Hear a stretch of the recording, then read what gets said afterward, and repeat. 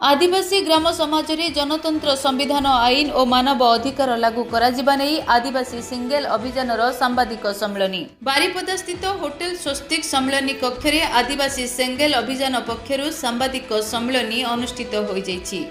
आयोजित यह सांबादिक सम्मेलन रे आदिवासी ग्राम समाज रे जनतंत्र एवं संविधान आईन मानव अधिकार लागू करने संबंध में आदिवासी सिंगल अभियान राष्ट्रीय सभापति तथा पूर्वतन सांसद सालखान मुर्मू सूचना देथिले।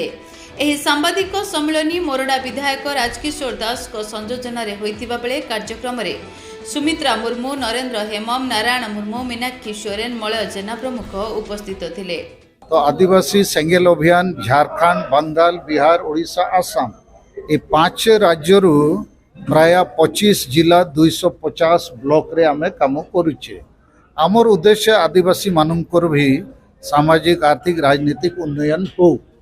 तो काली 25 जुलाई 2022 आमे भारत वर्षरु नुआ राष्ट्रपति को पाइबू माननीय द्रौपदी मुर्मू। सेटा आदिवासी माननकु पाई तो बहुत गर्वर विषय, किंतु गाँ गाँ रे जे आमर आदिवासी राष्ट्रपति अछंती ग्राम प्रधान से माने संविधान कानून को मानती नहीं, सेठी जनतंत्र नहीं, से माने वंश परंपरागत नियुक्ति हेउची। से विषय रे आमे भारत रु राष्ट्रपति, प्रधानमंत्री, गृहमंत्री आउ राज्यरु मुख्यमंत्री, राज्यपाल मानकु भी चिट्ठी देइछु। आउ किछि मानक संगे भेटी भी आमे करिछु। जेमती 20 जुलाई को राज्यपाल ओडिशा संगे भेटी हैला, तापरे chief adviser to chief minister, chief secretary आउ बबी दास बीजेटी रु नेता आ सबू भी सहयोग देवाकू स्थिति देइछन्ति आश्वासन। एबे मध्य जो संताली समाज भितरे, आदिवासी समाज भितरे अनेक कुसंस्कार कुप्रथा मध्य अच्छी जो लोक मानक ऊपर बेले बेले शोषण चढ़ी सेटा किए करुछंती का द्वारा होउची।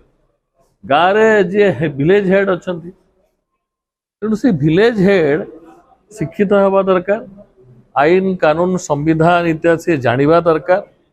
सेतिपई गाँव रो विलेज हेड को जेतेबेले निर्वाचित करिकिरी लोक माने ताकू निर्वाचित करिकिरी बसैले शिक्षित लोक बसी पारिबे। एटा जेहेतु वंशानुक्रमिक आसीची तेणु जड़े योग्य लोक सेठी ठीक जगह बसी पारुना। मयूरभंज संजीव कुमार रंजित का रिपोर्ट, DTV ओडिया।